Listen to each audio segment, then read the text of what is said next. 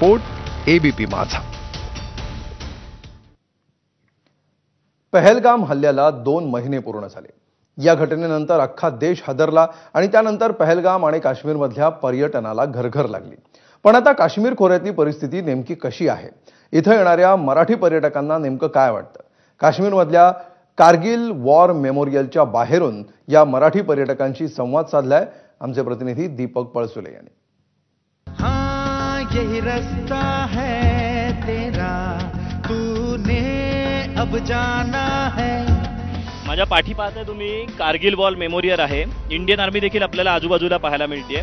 या इंडियन आर्मीनं 2 महिन्यापूर्वी काय नेमकी कामगिरी केलेली होती, कशा पद्धतीने पाकिस्तानला धूळ चारलेली होती, हे अवघ्या जगानं पाहिलेलं आहे।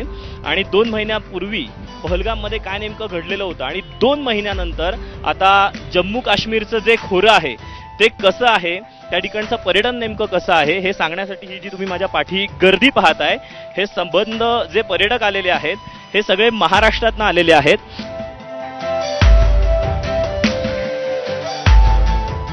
पहलगाममध्ये तुम्ही गेलेला होतात, टीव्हीवर वेगवेगळी दृश्य तुम्ही पाहिली असतील किंवा काय, आत्ता त्या ठिकाणची परिस्थिती नेमकी काय आहे? खरं तर टीव्हीवरती खूप असं दृश्य भयानक आम्ही पाहत होतो, पण आत्ताची परिस्थिती तशी पाहता इंडियन आर्मीचं खरंच धन्यवाद द्यावा लागेल।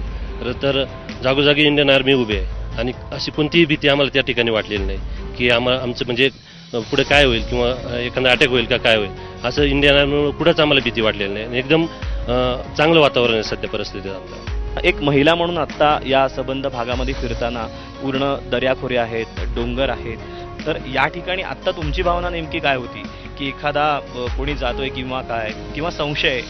अजिबात नाही, बिलकुल सेफ आहे, अजिबात भीती नाही, कसली काही नाही। So thanks to the Indian army.